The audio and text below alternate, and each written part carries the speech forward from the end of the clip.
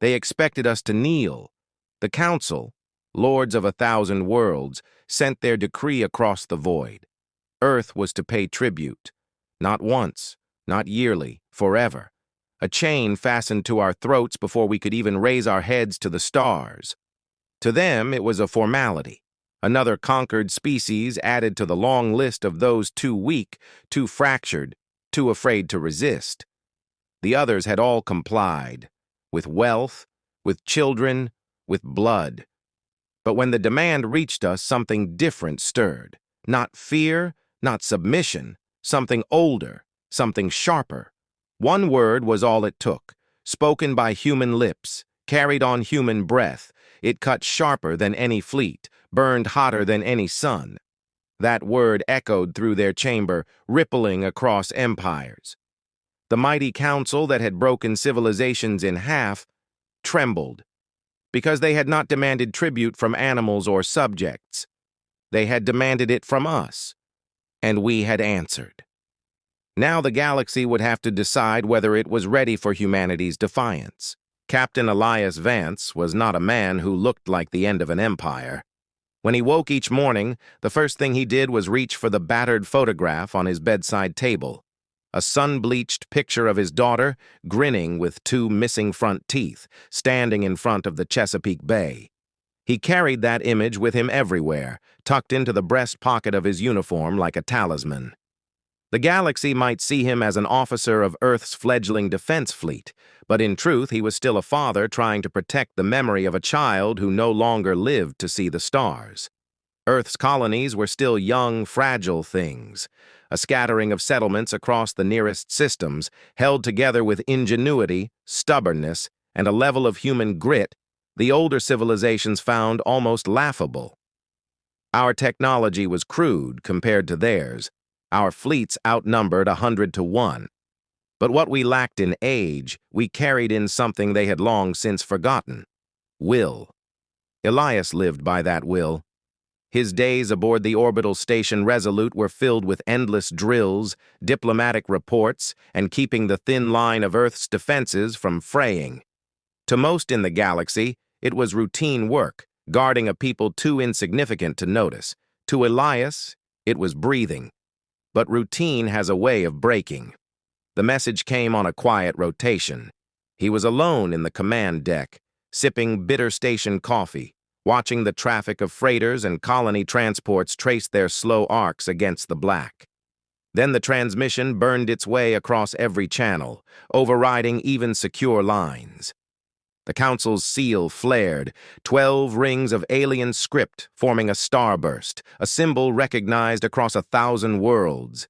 Their voice followed, cold, resonant, translated by machine but dripping with contempt. Earth, you stand now in the gaze of the council. You will pay tribute. You will yield 10% of all resources mined, harvested, or constructed. You will provide service conscripts, human bodies to fuel the strength of empire. You will deliver these without delay and without question. Failure will result in eradication. The message repeated. Once, twice. Then it ended.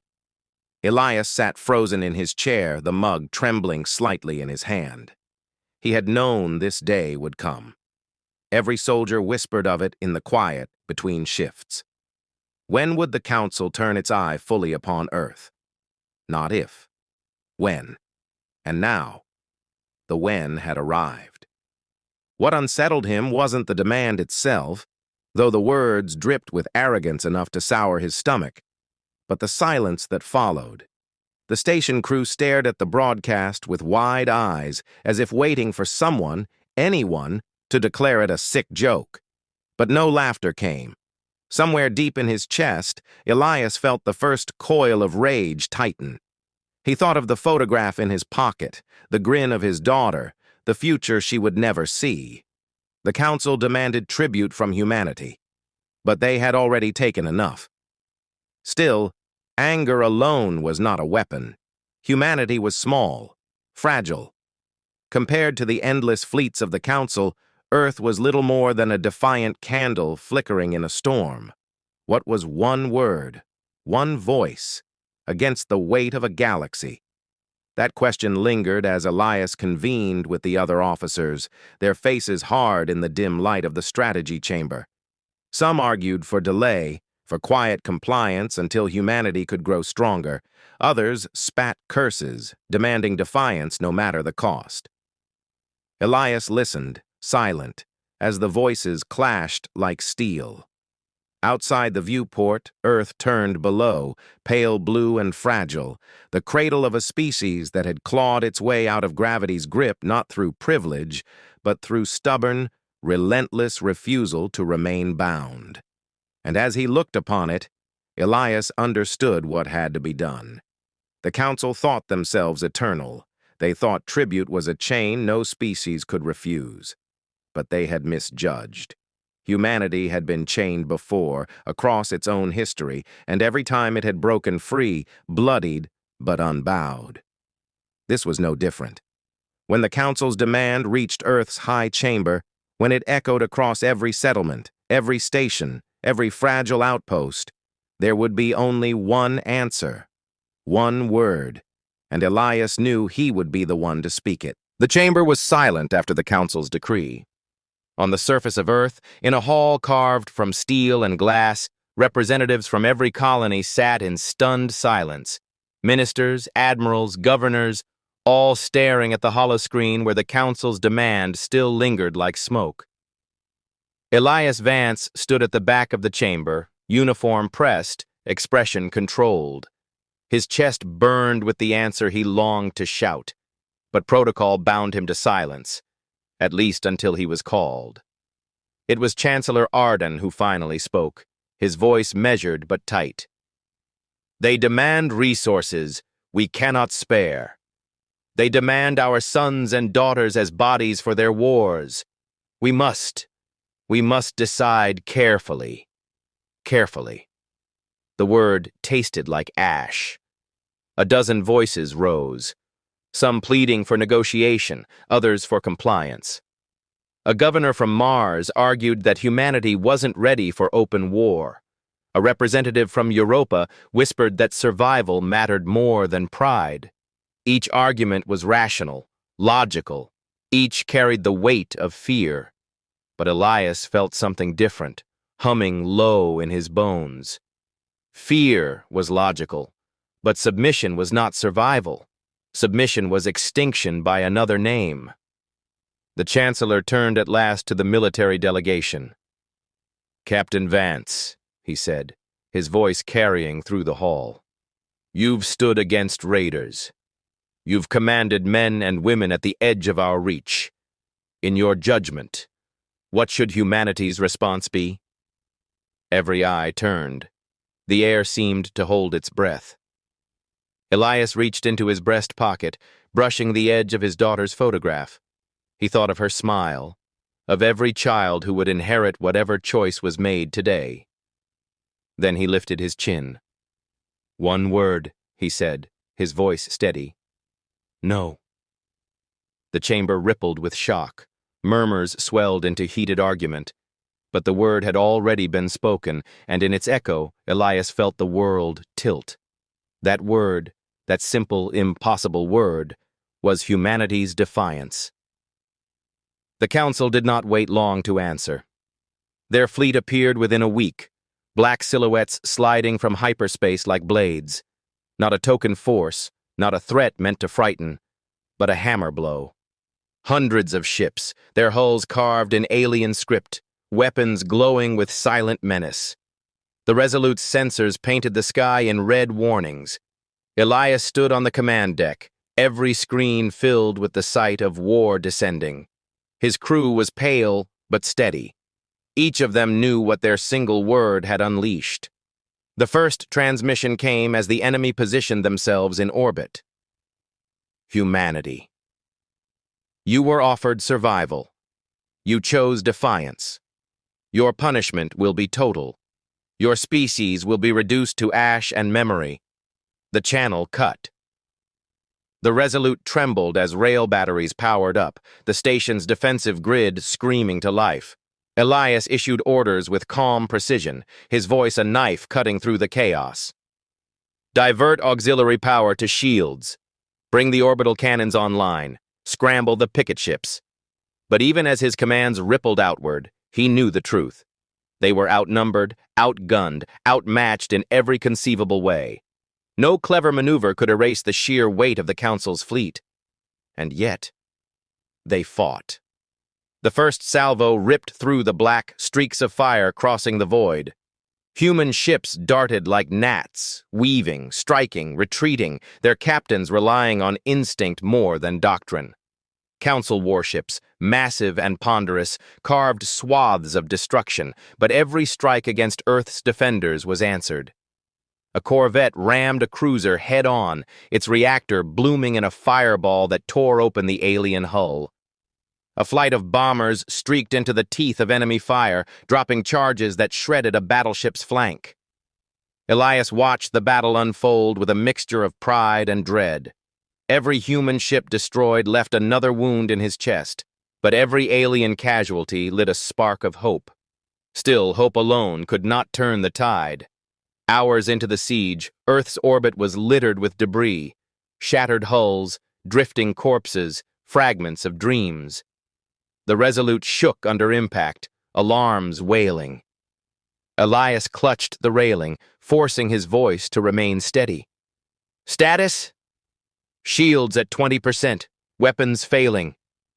We can't hold, Captain. He closed his eyes for a heartbeat, then opened them with steel. Then we don't hold, he said. We strike. Deep in the bowels of the Resolute, a prototype weapon sat waiting. It was no match for the Council's superweapons, no galaxy-shattering bomb. It was something far smaller, born not of overwhelming force, but of desperate ingenuity. A gravitic destabilizer, designed to collapse a ship's warp core into itself, tearing the vessel apart from within. It had never been tested in battle. It was unstable, unreliable. But it was all they had. Elias gave the order. For the first time, the Council's fleet hesitated. Elias gripped the railing, his voice hoarse but unyielding. Transmit to all ships. Let them see what defiance costs them. Across the void, human survivors rallied. Damaged frigates surged forward, corvettes burned their last fuel in suicidal charges, every captain screaming defiance into the black. And as the Council recalibrated, stunned by the loss of a vessel they had thought invincible, humanity bought precious hours. But hours were not victory. The Council adapted. Their formations tightened, their guns found their rhythm again. One by one, the human ships were torn apart. Elias knew they could not hold orbit forever. Yet even in the ruin, even as firestorms rained down across the upper atmosphere, a strange certainty settled over him. The Council had expected surrender. They had expected fear. Instead, they had been forced to bleed. And if humanity could draw blood, then the myth of the Council's invincibility was already broken. He pressed his palm to the photograph in his pocket, whispering under his breath, "We'll make them remember." Hours later, the Resolute burned, its hull cracked and bleeding air. Elias stood on the fractured command deck, smoke stinging his eyes. Reports streamed in. Colonies razed, fleets shattered, survivors scattered. But woven between the losses were fragments of victory. A mining outpost on Titan had rammed a destroyer with a loaded freighter, crippling it. A single Marine squad had boarded an enemy cruiser, holding its bridge long enough to crash it into another. Acts of desperation, of madness, of humanity's refusal to yield. The Council had not crushed them quickly. They had been forced to fight for every inch, and now, across the galaxy, every oppressed world would see it. The myth had cracked. But Elias also knew the Council was not finished. This was only the beginning. They would return in greater force, with greater fury, and humanity would face annihilation again, unless they turned defiance into something more. He raised his head, blood streaking his cheek, eyes burning with fire. "Signal Earth. Tell them—" He paused, his voice breaking before it hardened again. "Tell them we stood, and tell them we're not done."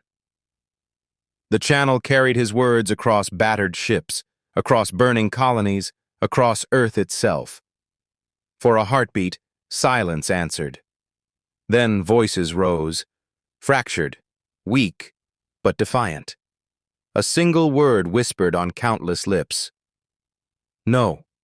The word spread, catching fire. It echoed in bunkers, on starships, in the ruins of shattered cities. It became a promise, a vow. The council had come expecting obedience. What they found instead was a species that would rather burn than bow. And in that vow, Elias knew, lay humanity's chance. Because empires are built on fear, and when fear breaks, empires fall. The council returned, as Elias knew they would. 3 months after the first siege, their fleet darkened the skies again. Not hundreds this time. Thousands. A wall of metal stretching across the void, an armada assembled not to punish, but to erase. Where once they had sought tribute, now they sought extinction. The sight of it froze the breath in every human chest. Whole cities fell silent, staring up as alien warships blotted out the stars. Across Earth and her colonies, fear coiled like smoke. But Elias Vance no longer bowed to fear. The Resolute was gone, the fleet shattered, but humanity had not wasted those 3 months. They had bled, yes. They had burned, but in the ashes, they had built. Engineers worked night and day, scientists dragging prototypes from dusty archives, soldiers training in ruins with weapons barely tested. Even civilians, miners, freighter crews, farmers, took up arms, swearing the vow, no. And they had not stood alone. The ripples of defiance had spread. Worlds crushed under the council's boot for centuries had watched the humans bleed and still resist. And in that resistance, they had remembered something long forgotten, the taste of hope. When the council fleet appeared, ships rose to meet them, not only human, but alien. Small, ragged, desperate craft, captained by species that had never dared to lift a blade against their masters. Yet now they stood beside Earth.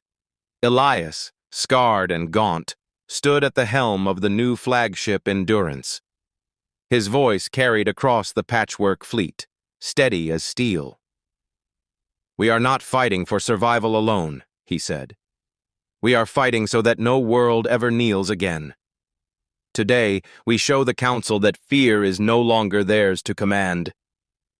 The comms crackled with voices, human, alien, unified. One word whispered across them all, no. Then the void exploded. The battle was unlike anything the galaxy had seen in centuries.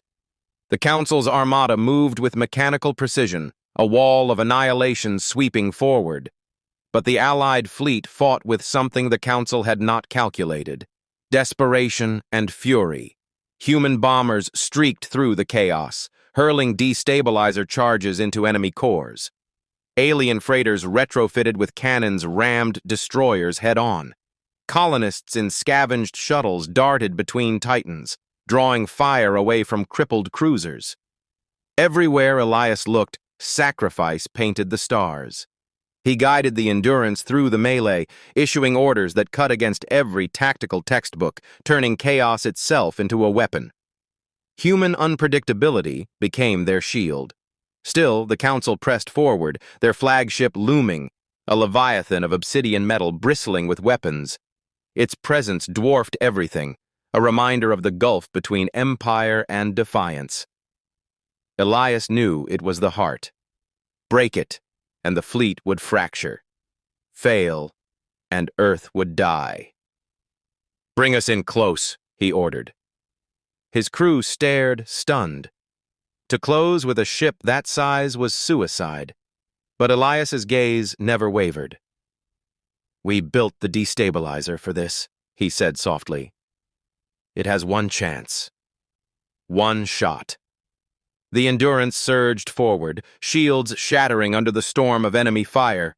Alarms screamed, consoles burst into flame, yet still they advanced, carving a path through destruction until the flagship filled the viewport like a black sun.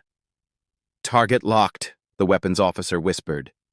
Elias pressed his hand to his breast pocket, feeling the photograph worn soft by years of touch.